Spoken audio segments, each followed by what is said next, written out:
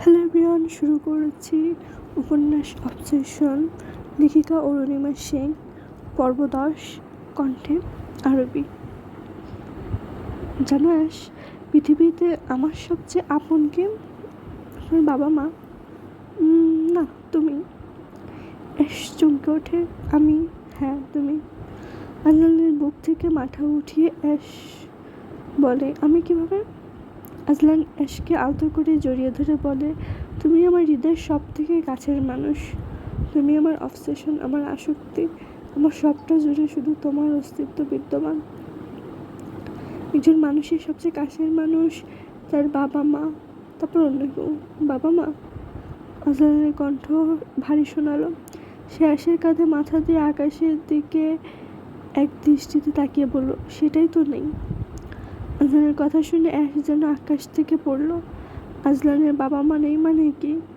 আজলানের বাবা মা না থাকলে মিস্টার রায়হান আরাফাত আর মিসেস জয় ড্রেককে? অ্যাশের যেন আজলানের কোনো কথাই মাথায় ঢুকছে না। সে প্রশ্নাত্মক দৃষ্টিতে আজলানের দিকে তাকায়। অ্যাশকে এভাবে তাকাতে দেখে আজলান মুচকি হাসলো। আজকে এই পর্যন্ত, কি বাকি কথা পরে কোনো একদিন বলবো। চলো ঘুমাতে যাই, সকালে তো প্রায় হয়ে গেল। না, আমি যাব না। আগে আপনি আমাকে সবটা খুলে বলুন। আপনার বাবা মা নেই মানে? তারা কোথায়? আর মিস্টার আফতাব আর মিসেস ড্রেককে? এত প্রশ্ন, সবগুলোর উত্তর দিন। এখনই বউয়ের অধিকার ফলাতে শুরু করছো? আজলানের এমন কথা শুনে অ্যাশ কিছুটা দমে গেল। সে আজলানের কোল থেকে উঠে যেতে চাইল। ছাড়ুন। কেন? ঘুমাবো। আজলান প্রশ্নগুলোর উত্তর শুনবে না? তোমার প্রশ্নগুলোর উত্তর শুনবে না? না, আমার কিছু শোনার ইচ্ছা নেই। আপনি আপনার প্রশ্ন উত্তর নিয়ে এখানে থাকুন। উফ, মেয়ে তো নয়, একেবারে ধানি লঙ্কা। মনে মনে কী হলো, ছাড়ুন বলছি। চুপ, একেবারে চুপ করে বসে থাকো। একদম নড়াচড়া করবে না। তুমি নড়াচড়া করলে আমার প্রেম প্রায়। তুমি কি আবার রাতের মতো? আজলান আর কিছু বলতে পারল না। তার আগে অ্যাশ দুহাত দিয়ে আজলানের মুখ চেপে ধরল। অসভ্য লোক, মুখের কোনো লাগাম নেই আপনার। আজলান তার মুখ থেকে অ্যাশের হাত সরিয়ে বলল, আমার কোনো কিছুতেই লাগাম নেই। সব কিছুতে লাগাম টানার জন্য তো তুমি আছোই। আজলানের এমন লাগাম ছাড়া কথাবার্তা শুনে অ্যাশের কান লাল হয়ে গেল। সে কথা ঘুরানোর জন্য আমতা আমতা করে বলল, আপনি না বলছিলেন যে কী গুরুত্বপূর্ণ কথা বলবেন, সেটা বলুন। আজলান বুঝলো অ্যাশ লজ্জা পাচ্ছে। সে বোঝে না মেয়েদের এত লজ্জা কেন। তবুও সে কথা ঘুরিয়ে দিল, এটা তো বলতে চেয়েছিলাম তোমাকে। কোনটা? ওই যে আপনার সব থেকে আপন, এটা। আপনার বাবা মায়ের ব্যাপারে ওইটা বলবেন না? একজন দীর্ঘশ্বাস ছেড়ে বলল, দুনিয়াতে মানুষ যাদেরকে আমার বাবা মা হিসেবে চেনে তারা আমার বায়োলজিক্যাল প্যারেন্টস না। তারা আসলে আমার আসল বাবা মা না। অ্যাশ মানে আপনার বাবা মা না? তাহলে আপনার বাবা মা কোথায়? আর আপনি তাদের কাছে বা কীভাবে এলেন? অ্যাশের কণ্ঠে বিস্ময়। আমি জানি না আমার বাবা মাকে, এটাও জানি না তারা আদৌ বেঁচে আছে কিনা বা মারা গেছে। আমি শুধু জানি আমি আফতাব আর মিসেস ড্রেক আমার বায়োলজিক্যাল বাবা মা না। তারা আমাকে বাংলাদেশের কোনো অনাথ আশ্রম থেকে অ্যাডপ্ট করেছিল। আজানের কণ্ঠে হতাশার ছাপ। আপনি কীভাবে জানলেন যে আপনাকে দত্তক নেওয়া হয়েছে, তাও আবার বাংলাদেশের কোনো অনাথ আশ্রম থেকে? আজলান কখনো প্রমাণ ছাড়া কথা বলে না। তারা জানে যে আপনি তাদের সন্তান, এটা জানতে পেরেছেন?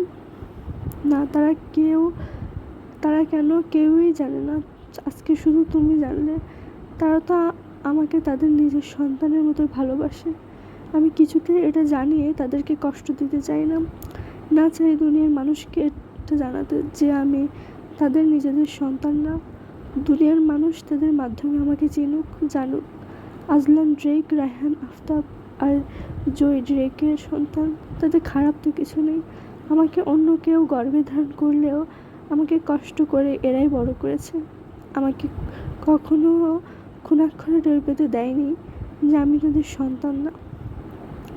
আপনি আপনার বাবা মার খোঁজ করার চেষ্টা করেননি? করেছিলাম, সত্যিটা জানার জন্য, নিজের আসল পরিচয় জানার জন্য ফ্রেন্ডের সাথে ট্রিপের অজুহাতে নিজের মাতৃভূমি, নিজের জন্মস্থান বাংলাদেশেও গিয়েছিলাম, কিন্তু কোনো ক্লু পাইনি। আর কিছু ঝামেলা হওয়ার কারণে বেশি দিন বাংলাদেশে থাকা হয়ে ওঠেনি। 15 দিনের মাথায় বাংলাদেশ থেকে অস্ট্রেলিয়ায় ব্যাক করেছিলাম। কী ঝামেলা হয়েছিল আরেকদিন বলবো, এখন ঘুমাতে চলো। অ্যাশ আজলানের কথা মেনে নিল। তারও শরীরটা বেশি একটা ভালো লাগছে না। আজলান তাকে ওভাবেই কোলে নিয়ে বিছানায় গিয়ে শুয়ে দিল, নিজেও তার পাশে শুয়ে পড়ল। অ্যাশ আজলানের বুকে মুখ লুকিয়ে ঘুমের দেশে পাড়ি জমালো। আজলানও অ্যাশের মাথায় হাত বোলাতে বোলাতে ঘুমিয়ে গেল। সকালবেলা ঘুম ভাঙতেই অ্যাশ দেখলো আজলান তাকে আষ্টে পৃষ্ঠে জড়িয়ে ঘুমিয়ে আছে। সে কিছুক্ষণ আজলানের দিকে মুগ্ধ দৃষ্টিতে তাকিয়ে থাকলো, তারপর কি যেন মনে করে টুক করে আজলানের ফর্সা গেলে চুমু খেয়ে এলো। চুমু দিয়েই সে আজলান থেকে কিছুটা দূরে সরে গেল। আজলানকে নিজের থেকে ছাড়িয়ে সে আড়মোড়া ভেঙে শোয়া থেকে উঠে বসলো। হঠাৎ তার হাত পায়ের দিকে নজর দিতেই তার চক্ষু চড়ক গাছ।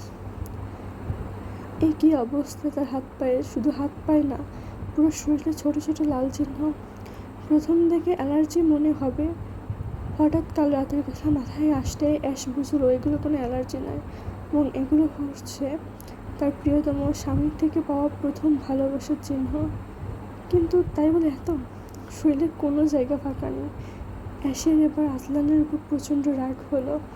নিজের রাগ সামলাতে না পেরে চিৎকার করে উঠল, আজলান! অ্যাশের চিৎকার শুনে আজলান ঘুম থেকে ধরফরিয়ে উঠে গেল।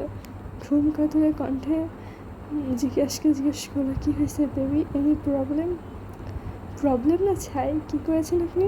আমার স্কিনের 12টা বাজিয়ে দিয়েছেন। এভাবে কুকুরের মতো কেউ কাউকে কামড়ায়? অ্যাশ আজলানের কথা শুনে নিজের পিঠ ঘুরিয়ে দেখিয়ে বলে, এসব কি? আমি নাকি লাভ বাইট দিয়েছি, তাই বলে তুমি আমাকে বিড়ালের মতো আশ্রাবে? বেশ করেছি, আশ্রিয়েছি। আমিও বেশ করেছি, কামড়েছি। দরকার পড়লে আবার কামড়াবো। বললে আজলান অ্যাশের কাছাকাছি চলে গেল। সরুন, একদম আমার কাছে আসার চেষ্টা করবেন না। এটা বলেই অ্যাশ এক লাফে বিছানা থেকে নেমে গেল। অ্যাশের এমন ব্যগ্নাক্ত শব্দ শুনে ঘাবড়ে গেল। অ্যাশের এমন ব্যথার্থক শব্দ শুনে আজলান ঘাবড়ে গেল। কি হলো, ব্যথা পেয়েছ? অ্যাশ চোখ মুখ লাজুক ভাব নিয়ে বলল, কিছুটা। আজলান বিছানা থেকে নেমে অ্যাশকে বিছানায় বসালো। বিছানার চারপাশে তাকিয়েও ব্যথা পাওয়ার মতো কিছু খুঁজে পেল না। হঠাৎ কিছু একটা মনে হতে ড্রয়ার থেকে কিছু ওষুধ বের করে অ্যাশের হাতে দিল। নিজে তার পায়ের কাছে বসে পড়ল। তুমি আমার স্ত্রী, তোমার সব কিছু জানার আমার অধিকার আছে। তোমার যদি কোনো সমস্যা হয় তাহলে সেটা সরাসরি আমাকে জানাবে, এটা যতই পার্সোনাল হোক না কেন। কালকে রাতের পর তোমার আর আমার মধ্যে গোপন করার মতো কিছু থাকার কথা না। বাঁকা হেসে বলল আজলান। আজলানের এসব লাগাম ছাড়ার কথা শুনে অ্যাশের কান গরম হয়ে গেল। অশ্লীল বেটা, মুখের কোনো লাগাম নেই। আমি কি কালকে রাতে নিজের ইচ্ছায় কিছু করেছি? নিজে জোর করে সব কিছু করে এখন আবার বলে লজ্জার দেওয়া আছে? দাঁড়া বেটা, একবার যখন তোর বউয়ের অধিকার দিয়ে দিছিস, এবার তোকে বুঝাবো বউ কাকে বলে। কি হলো, এত কি ভাবছো? এস মাথা নাড়িয়ে কিছু না বোঝায়। ঠিক আছে, আমি ফ্রেশ হয়ে আসছি, অফিসে যেতে হবে। আর আমি? তুমি যাওয়ার মতো অবস্থায় আছো? এই অসভ্য বেটা আমাকে কথায় কথায় লজ্জা দিচ্ছে মনে মনে। তোমাকে আজকে অফিসে যেতে হবে না, ওষুধ খেয়ে শুয়ে পড়ো। আমি অফিসে যাওয়ার আগে খাবার বানিয়ে রেখে যাব, খেয়ে নিবে। আর সুস্থ হলে না হয় অফিসে যাওয়া যাবে। যদিও তোমার অবস্থা দেখে মনে হচ্ছে না 10 দিনের আগে বিছানা থেকে উঠতে পারবে। আজলানের কথা শুনে অ্যাশ এবার রাগের দৃষ্টিতে আজলানের দিকে তাকায়। অ্যাশকে এভাবে তাকাতে দেখে আজলান আর কিছু না বলে হাসতে হাসতে ওয়াশরুমে চলে গেল। আজলান চলে যাওয়ার পর অ্যাশও ওষুধকে শুয়ে পড়ল। আজলান ওয়াশরুম থেকে বের হয়ে অ্যাশকে ঘুমন্ত অবস্থায় দেখতে পায়। অ্যাশের ক্লান্ত মুখশ্রীর দিকে তাকিয়ে প্রশান্তিতে তার বুক ভরে যায়। অ্যাশের এই ক্লান্তির কারণ যে সে, এটা ভেবেই তার ঠোঁট কামড়ে হাসি আসে। কিছুক্ষণ পর অ্যাশের জন্য খাবার তৈরি করে টেবিলে সাজিয়ে রেখে আজলান অফিসে চলে যায়। দুপুর 2টার দিকে অ্যাশের ফোনে কারো কল আসে। ফোনের রিংয়ের শব্দে অ্যাশের ঘুম ভেঙে যায়। ঘুমো ঘুমো চোখে ফোন কানে নিয়ে হ্যালো হ্যালো করতে থাকে, কিন্তু অপর দিকের ব্যক্তিটি কোনো রেসপন্স করে না। এবার অ্যাশ একটু বিরক্ত হয়। বিরক্তিতে তার মুখ থেকে সূচক শব্দ বের হয়। কে? কথা বলছেন না কেন? সমস্যা কি? আজব লোক তো বয়রা নাকি? আমিটা কে? সেটাই তো জানতে চাইছি। কালকের রাতের কথা এত তাড়াতাড়ি ভুলে গেলে বেব? লোকটার এমন হেয়ানিপূর্ণ কথাবার্তা শুনে অ্যাশের মেজাজ চড়ে গেল। কি? কালকে রাতে কি? এতটুকু বলেই অ্যাশ থেমে গেল। কালকে রাতের কথা মাথায় নাড়াচড়া শুরু করলো। সে ফোনটা কান থেকে নামিয়ে চোখের সামনে ধরলো। স্ক্রিনে বড় বড় অক্ষরে লেখা আজলান। সে কাঁপা কাঁপা কণ্ঠে বলল, আজলান? বাহ, আমার বউয়ের স্মৃতিশক্তি তো দারুণ। এত তাড়াতাড়ি আমাকে চিনে ফেললো। দাঁত কিটমিটিয়ে। আসলে এরকম শুনতে যাচ্ছি না। তাহলে ফোন দিয়েছেন কেন? আজলান নরম সুরে মিষ্টি করে বলল, কি করেছ আমার মিষ্টি বউটা? কি করছে আমার মিষ্টি বউটা? আজলানের এমন কথা শুনে এসে হিসকে উঠে গেল। সে তাড়াতাড়ি বিছানার পাশে রাখা পানির গ্লাস থেকে পানি খেয়ে নিল। লোকটা পাগল টাগল হয়ে গেল নাকি? কিসব যাতা বলছে মনে মনে। ওদিকে অ্যাশের কোনো সারা শব্দ না পেয়ে আজলান অধৈর্য হয়ে গেল। কি হয়েছে? একটা কথা জিজ্ঞেস করছি, কানে যাই না? না মানে ঘুমিয়েছিলাম আর কি। আজলান নিজের হাতের ঘড়ির দিকে তাকিয়ে বলল, দুপুর 2টার সময় কেউ ঘুমায় নাকি? আজলানের কথা শুনে অ্যাশ যেন আকাশ থেকে পড়ল। 2টা বাজে? এতক্ষণ কখন হলো টেরই তো পাইলাম না। আজলান ব্যঙ্গাত্মক সুরে বলল, কুম্ভকর্ণের মতো ঘুমালে সময়ের হিসাব থাকবে নাকি? আজলানের কথা শুনে অ্যাশ রাগী কণ্ঠে বলল, এই দেখুন। কি দেখাবা? যা দেখা আর সব কিছুতে কালকে রাতেই দেখেছি, আর কিছু বাকি আছে? অ্যাশ দাঁতে দাঁত চেপে বলল, অসভ্য। আপনি বড় সভ্য। আপনার থেকে ভালো আছি। ভালো থাকলেই ভালো। উল্টাপাল্টা কথা না বলে যার জন্য ফোন করেছেন তা বলুন। আপনার যদি ঘুম পরিপূর্ণ হয়ে থাকে তাহলে দয়া করে ফ্রেশ হয়ে খাবার খেয়ে নিন। রান্নাঘরে সব খাবার তৈরি করা আছে। ঠিক আছে, ফোন রাখলাম। Love you too. আমি আপনাকে লাভ ইউ বললাম কখন? তুমি না বললেও আমি শুনেছি। আজও লাভ ইউ টু বেব। অ্যাশ বিরক্তি হয়ে কিছু না বলে ফোন কেটে দেয়। অ্যাশ ফোন কেটে দিলে আজলান তার টেবিলে ফোন রেখে বলে, আনরোমান্টিক বউ। রাতে অফিস থেকে ফিরে আজলান পাসওয়ার্ড দিয়ে বাড়ির ভিতরে ঢোকে। সারা বাড়ি অন্ধকার। সে আলো না জ্বালিয়ে নিজের রুমে যায়। রুমে গিয়ে অ্যাশকে রুমে দেখতে পায় না। সে বুঝতে পারে অ্যাশ নিজের রুমে আছে। তে সে আর কিছু না ভেবে টি শার্ট আর ট্রাউজার নিয়ে ওয়াশরুমে চলে যায়। ফ্রেশ হওয়ার পরে আজলান অ্যাশকে আনার জন্য তার রুমে যায়। রুমে ঢুকতেই তার চোখের সামনে ভেসে ওঠে ঘুমন্ত অ্যাশের মুখশ্রী। অ্যাশ নিজের বিছানায় এলোমেলোভাবে ঘুমিয়েছিল। ড্রিম লাইটের আলোতে অ্যাশকে অনেকটা আবেদনময় লাগছিল, কিন্তু অ্যাশের শরীরের কথা চিন্তা করে আজলান নিজেকে কন্ট্রোল করে নিল। সে চুপচাপ অ্যাশকে কোলে নিয়ে নিজের রুমে নিয়ে আসলো। মাঝরাতে অ্যাশের ঘুম ভেঙে গেল। তার নিঃশ্বাস নিতে কষ্ট হচ্ছিল। তার এমন মনে হচ্ছিল যেন কোনো কিছু নিচে এসে চাপা পড়ে আছে। ঘুম ভাঙতে অ্যাশ নিজেকে আজলানের বাহুডোরে আবদ্ধ পেল। এতক্ষণ সে তার শ্বাস নিতে কষ্ট হওয়ার কারণটা বুঝতে পারল। আজলান অ্যাশকে এতটা শক্ত করে ধরে আছে, দেখে মনে হচ্ছে হাত আলগা করলেই তার কাছ থেকে সে পালিয়ে যাবে। অ্যাশ আজলানের কাছ থেকে ছোটার জন্য মোছামুছি শুরু করলো। অ্যাশের এত নাড়াচড়ার কারণে আজলানের ঘুম ভেঙে গেল। কি হয়েছে? কিছুর মতো মোছাচ্ছ কেন? ছাড়ুন আমাকে। এত শক্ত করে কেউ ধরে? মেরে ফেলবেন নাকি আমাকে? চুপ, নড়াচড়া বন্ধ করো আর ঘুমাও। যদি ঘুম না আসে তাহলে চোখ বন্ধ করে চুপচাপ শুয়ে থাকো। তাও কেচোর মতো করো না। আমাকে ঘুমাতে দাও। অফিসে অনেক প্রেশার ছিল। I am tired. আগে আমাকে ছাড়ুন। আমার এভাবে ঘুমানোর অভ্যাস নেই। না থাকলে করে নাও অভ্যাস। তোমার তো বোঝা উচিত এখন তুমি married. You have a handsome husband যে তোমাকে না ধরে ঘুমাতে পারে না। নাটক বাদ দিয়ে আমাকে ছাড়ুন, আমাকে এভাবে ধরে রাখলে আমি ঘুমাতে পারবো না। তোমাকে ছাড়লে আমি ঘুমাতে পারবো না। এতদিন যখন ঘুমাতে পেরেছে এখনও পারবেন? তোমার মাকে জড়িয়ে ধরে ঘুমানোর অভ্যাস হয়ে গেছে। সিনেমা পেয়েছেন, একদিনে কেউ কারোর অভ্যাস হয় নাকি? আজলান অ্যাশের গলায় মুখ গুজে দিয়ে বলল, আমিও ভাবি তুমি কি এমন করলে যে আমি একদিনেই তোমাতে অভ্যস্ত হয়ে গেলাম। আমার ঘুম পাচ্ছে আজলান, ঘুমো, বারণ তো করছি না। ছাড়ছেন না তো?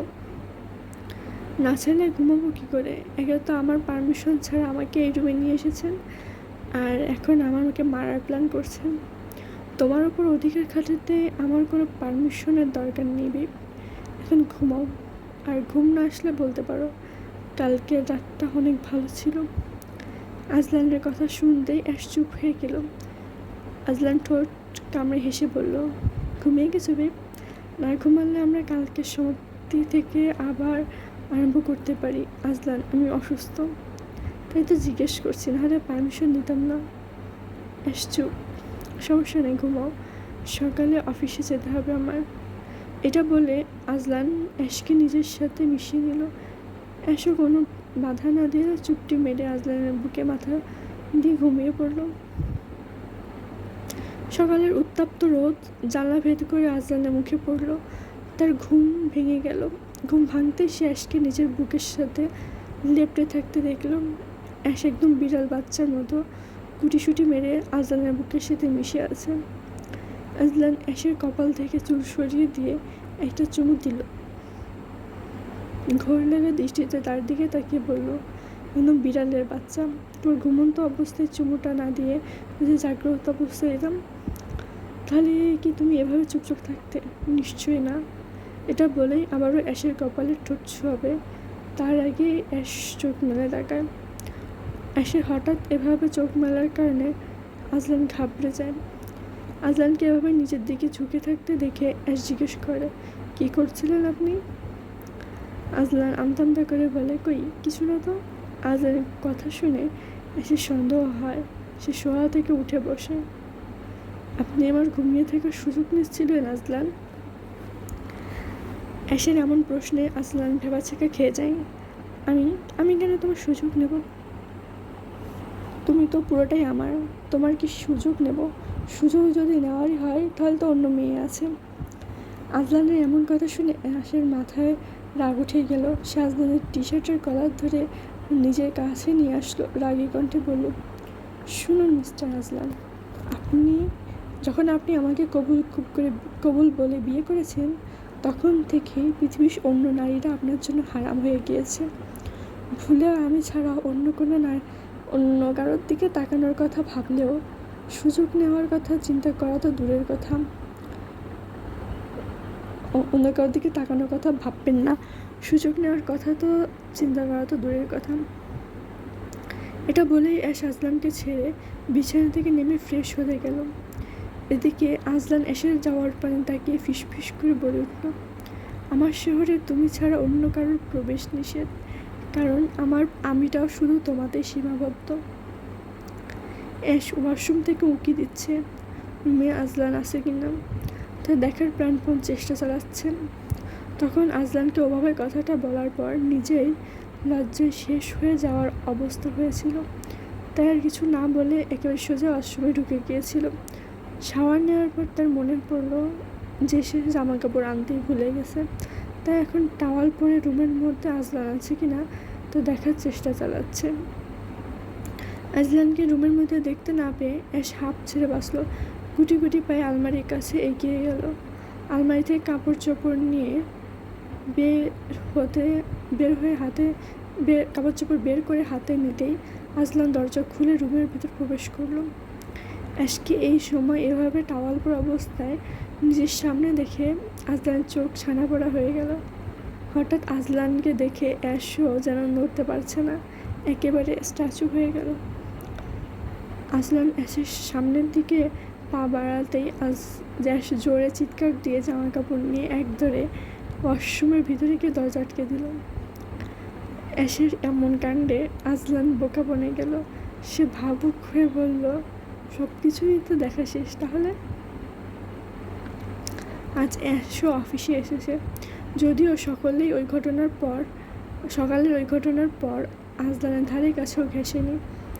আজলান অফিসে আসার জন্য বাড়ি থেকে বের হওয়ার পর অ্যাশ রুম থেকে বের হয়েছিল। এখন শুধু সে সৃষ্টিকর্তার নাম নিচ্ছে, যেটা কোনোভাবে আজলানের সামনে না পড়ে। আজলান নিজের কেবিনে বসে সারাক্ষণ অ্যাশের দিকে নজর রেখে যাচ্ছে। তার মনটা অ্যাশের জন্য আনজান করছে। অ্যাশকে জড়িয়ে ধরে একটা চুমু না খাওয়া পর্যন্ত তার মনে শান্তি লাগবে না। এই উদ্দেশ্য পূরণের জন্য সে কেবিন থেকে বের হয়ে অ্যাশের টিমের কাছে গেল। সকলকে কাজের সম্পর্কে কিছু সাজেশন দিয়ে ফিরে আসার সময় অ্যাশের কানের কাছে গিয়ে গান গাওয়া শুরু করলো। আমি নষ্ট মনে নষ্ট চোখে দেখি তোমাকে। বাকিটি গাওয়ার সৌভাগ্য আর আজলানের হলো না। তার আগে চিৎকার দেখলো আজলান। অ্যাশের এভাবে আজলানের নাম ধরে চিৎকার দিতে শুনে সকলে তার দিকে অবাক দৃষ্টিতে তাকিয়ে রইল। অ্যাশও সেটা বুঝতে পারলো। তাই কথা ঘোরানোর জন্য হাতে একটা ফাইল নিয়ে বলল, আজলান স্যার, আমাকে একটু এটা বুঝিয়ে দিবেন। আজলান এতক্ষণ এই সুযোগের অপেক্ষায় ছিল। সে মুখে গম্ভীর ভাব নিয়ে বলল, কেবিনে আসুন, বুঝিয়ে দিচ্ছি। এটা বলেই আজলান কেবিনের দিকে হাঁটা দিল। অ্যাশ হাতে ফাইল নিয়ে নিজের বোকামির জন্য নিজেকে গালি দিতে দিতে আজলানের পিছু পিছু তার কেবিনে গেল। কেবিনে ঢুকতে অ্যাশ দেখলো আজলান টেবিলের সাথে হেলান দিয়ে দাঁড়িয়ে আছে। সে হাতের ফাইলটা চেয়ারে রেখে বলল, সমস্যা কি আজলান? আপনি আমাকে টিচ করছেন কেন? কখনো অফিসে, কখনো বাড়িতে। আপনি আগে তেমন ছিলেন না। আজলান চুপচাপ অ্যাশের কথা শুনে যাচ্ছে। কি হলো, কিছু বলছেন না কেন? আজলান অ্যাশের দিকে ঘোর লাগা দৃষ্টিতে তাকিয়ে থেকে বলল, কি বলবো? আজলানের এভাবে তাকানো দেখে অ্যাশ ঘাবড়ে গেল। সামতামতা করে বলল, এভাবে তাকিয়ে আছেন কেন? আজলান হাত দিয়ে অ্যাশের কানের পিছনে চুল গুজিয়ে দিয়ে ডিপ হুস্কি ভয়েসে বলল, I want to taste PH of your lips babe. আর কিছু বলবে তার আগেই অ্যাশের মাথায় আজলানের কথার মানেটা স্পষ্ট হয়ে গেল। সে আর কিছু না বলেই হাত দিয়ে মুখ চেপে আজলানের থেকে এক পা পিছিয়ে গেল। হঠাৎ করে আজলানের চোখ একরকম অদ্ভুত উন্মাদনায় জেগে উঠল। সে অ্যাশের কোমরে হাত দিয়ে ঘুরিয়ে তাকে টেবিলের উপর বসালো। নিজে তার দু পায়ের মাঝখানে গিয়ে দাঁড়ালো। অ্যাশের হাত তখনও তার মুখে, যেন সে হাত দিয়ে নিজের ঠোঁট বাঁচানোর আপ্রাণ চেষ্টা চালাচ্ছে। অ্যাশের এমন কাণ্ড দেখে আজলান নিজের হাসি সংবরণ করতে পারল না। আজলানকে এভাবে হাসতে দেখে অ্যাশ কিছুটা স্বাভাবিক হলো। সে ধীরে ধীরে তার মুখের উপর থেকে হাত সরিয়ে নিল। এবার আজলান কোনোরকম পূর্বাভাস না দিয়েই এক হাত দিয়ে অ্যাশের দু হাত টেবিলের সাথে চেপে ধরল। আর এক হাত অ্যাশের ঘাড়ের উপর দিয়ে তাকে নিজের কাছে নিয়ে আসলো। চোখে লালসা, নিঃশ্বাস ভারী। সে একটু সময় নষ্ট না করে অ্যাশের ঠোঁট নিজের ঠোঁটে চেপে ধরল। কোনো কোমলতা নেই, শুধু তীব্রতা। একরকম অধিকার বোধ নিয়ে ঠোঁটে ঠোঁট বসালো। আজলানের স্পর্শে অ্যাশের শরীর কেঁপে উঠল, কিন্তু আজলান তাকে ছাড়ল না, বরং আরও গভীরভাবে আরও উন্মাদ হয়ে উঠল ঠোঁট চেপে ধরে। সে প্রমাণ করতে চাইছে এই ঠোঁটের উপর অধিকার শুধু তার। 1 মিনিট, 5 মিনিট, 10 মিনিট, এভাবে প্রায় 20 মিনিট পর আজলান অ্যাশকে ছাড়ল। আজলানের কাছ থেকে ছাড়া পেয়ে অ্যাশ হাঁপাতে লাগলো, জোরে জোরে নিঃশ্বাস নিতে লাগলো। অ্যাশের এমন অবস্থা দেখে আজলান বাঁকা হাসে, তার দিকে পানির গ্লাস এগিয়ে দেয়। অ্যাশ পানি খাওয়া শেষ করে এক নিঃশ্বাসে সবটুকু পানি খেয়ে নেয়। রাগী দৃষ্টিতে আজলানের দিকে তাকিয়ে কিছু বলতে যাবে, তার আগে কেবিনে জ্যাক ঢুকলো। জ্যাককে ঢেকে অ্যাশ আজলানকে কিছু বলতে পারল না। চুপচাপ ফাইল হাতে নিয়ে কেবিন থেকে বেরিয়ে গেল। অ্যাশ বেরিয়ে যেতেই জ্যাকের নজর গেল আজলানের ঠোঁটের দিকে, যেটা টুকটুকে লাল হয়ে আছে। যে হয়তো বা কিছু আন্দাজ করলো। স্যার, আপনারা কি কিছু করছিলেন? বিজি ছিলেন? পার্সোনাল রেড চেয়ে টেস্ট করছিলাম। স্যার আপনার ঠোঁটে রেড চেয়ে রং লাল রং লেগে আছে। আজলান ঠোঁটে হাত লেগে দেখলো অ্যাশের ঠোঁটে লাল লিপস্টিক তার ঠোঁটে লেগে আছে। ঠোঁট মুছতে মুছতে বলল, জানিসই তো চেরি আমার কতটা পছন্দ, আর তা যদি হয় এতটা মিষ্টি তাহলে তো কথাই নেই।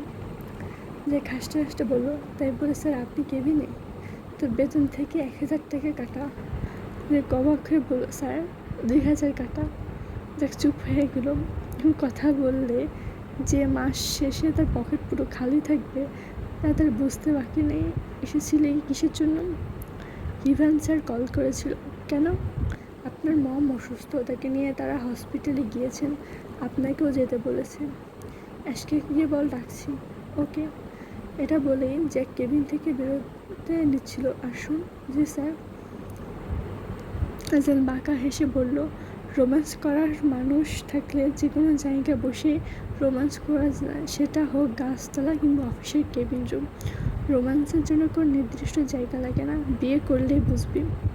আজলান তাকে বিয়ে না করার জন্য খোঁটা দিল, নাকি রোম্যান্স যে কোনো জায়গায় করা যায় সেটা বোঝালো? এটাই জ্যাকের মাথায় ঢুকলো না। তবুও সে আজলানের কথায় বুঝদার মতো মাথা নাড়িয়ে কেবিন থেকে বেরিয়ে এলো।